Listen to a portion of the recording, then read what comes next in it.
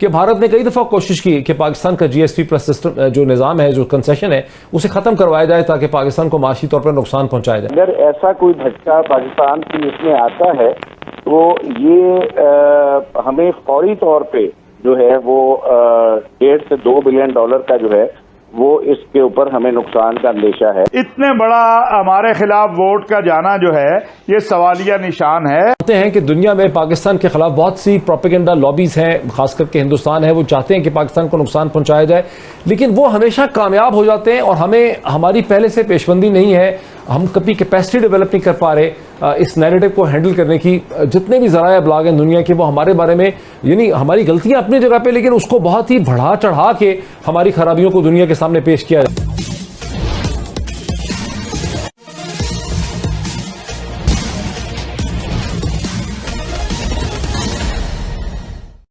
आखिरकार पाकिस्तान ने European union द्वारा दिए गए झटके का हल तलाश लिया। यह भारत की साजिश है, भारत पाकिस्तान को बर्बाद कर देना चाहता है, आदि आदि जैसे जुमले पाकिस्तान की मीडिया में बोले जा रहे हैं। यह जरूरी भी है क्योंकि यूरोपियन यूनियन द्वारा दिए गए झटके से करीब 2 अरब का नुकसान जो पाकिस्तान का होना है, उसके लिए तो किसी न किसी को जिम्मेवार ठहराना ही था।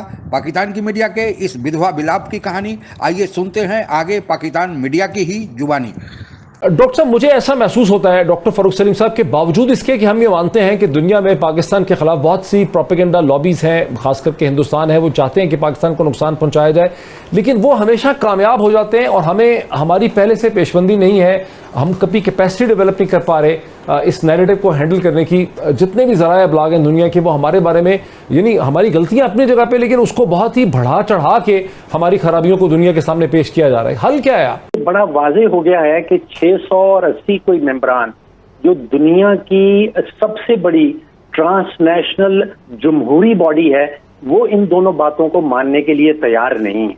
अब वो 3 बातें हैं जिसके तरफ आपने जिक्र किया कि क्या कोई साजिश हो रही है, क्या हमारे दलाइल में कमजोरी है, या क्या हमारी सफारतकारी में कमजोरी है। तो अगर हम आसानी से हर चीज को साजिश के ऊपर डाल दें कि हमारे ऊपर प्रोपेगेंडा हो रहा है, जरूर हो रहा है, लेकिन वो मामले का हल नहीं है।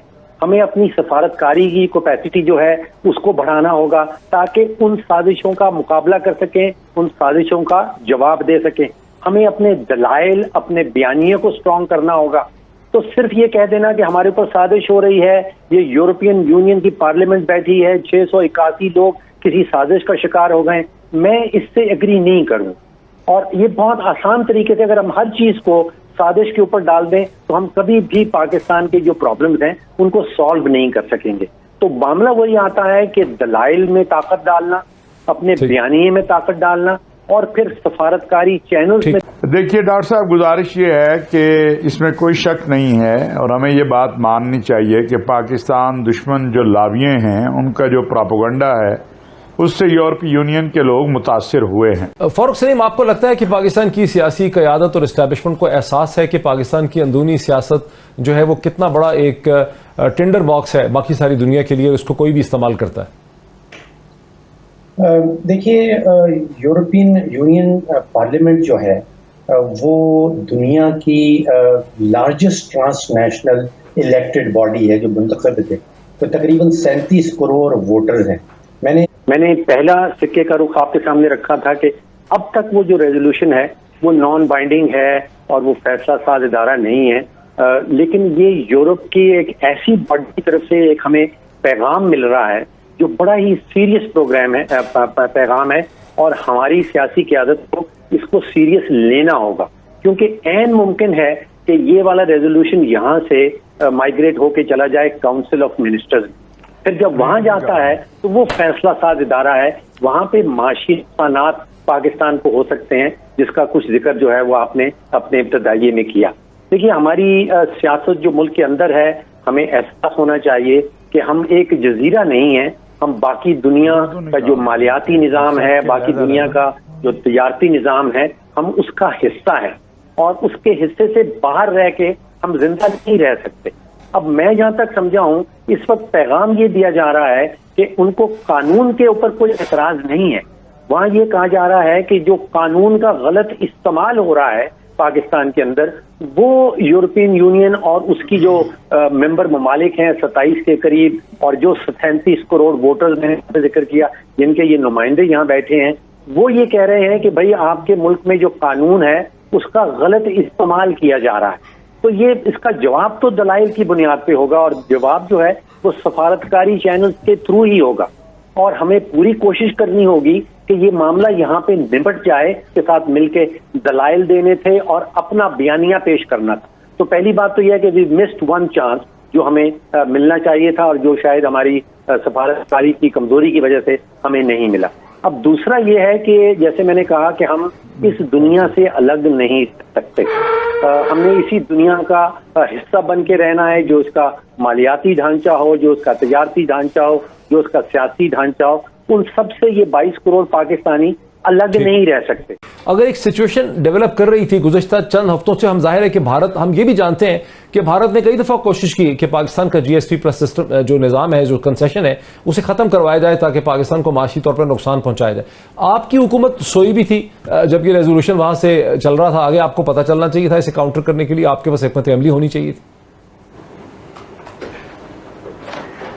देखिए डॉक्टर साहब, इस मामले में तो फॉरेन ऑफिस, सीधी सी बात है, मैं जो काम, मेरा काम है, मैं अल्हम्दुलिल्लाह उसमें आपको मैंने बता दिया। अभी जो डॉक्टर साहब ने कहा, बिल्कुल ये बात खुद यूरोपीय यूनियन की सफीर ने मेरे साथ आज से 2 हफ्ते पहले तस्लीम की। अगर हमें उस वक्त ये फॉरेन ऑफिस नहीं या हमें इल्म होता, हम उनसे बात करते। वो मेरे पास 2-2.5 हफ्ते पहले आई, उन्होंने कहा कि इन 6 माह में आपको इल्म, क्या आप बता सकते हैं कि अगर खुदा न खास्ता पाकिस्तान का GSP प्लस का स्टेटस जो है वो उसको कुछ होता है, वो रुक जाता है, तो किस किस्म का नुकसान हो सकता है पाकिस्तान की एक्सपोर्ट्स को? अगर ऐसा कोई झटका पाकिस्तान की इसमें आता है तो ये हमें फौरी तौर पे जो है वो 1.5 से 2 बिलियन डॉलर का जो है वो इसके ऊपर हमें नुकसान का अंदेशा है, जो कि आपका गोहिर साहब, आप भी इसमें एक इंटरेस्टेड पार्टी है, आपकी एसोसिएशन भी है। अभी हुकूमत के नुमाइंदे कह रहे हैं उनको नहीं पता था, फॉरेन ऑफिस ने बताया, मीडिया को नहीं पता था।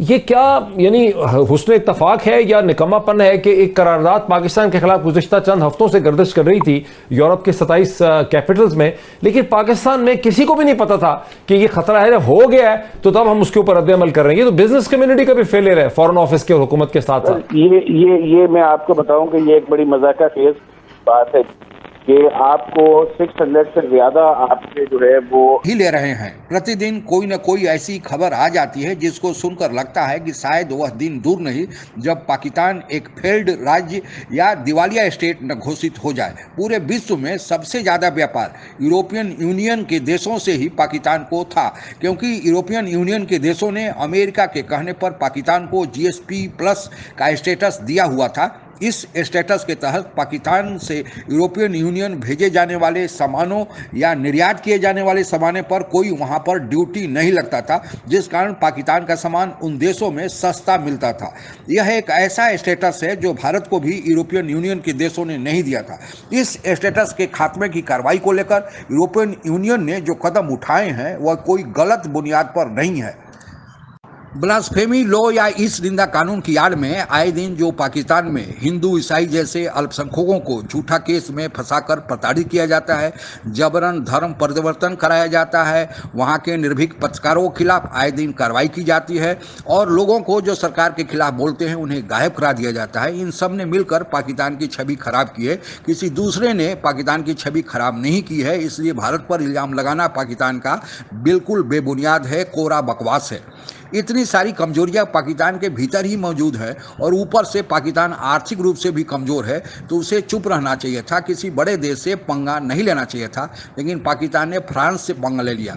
आप लोगों को पता ही होगा कि फ्रांस का FATF में कितना चलता है, क्योंकि FATF का मुख्यालय फ्रांस में ही है और FATF में पाकिस्तान 2018 से ग्रे लिस्ट में फंसा हुआ है, जिसके कारण पाकिस्तान को आर्थिक नुकसान तो हो ही रहा था।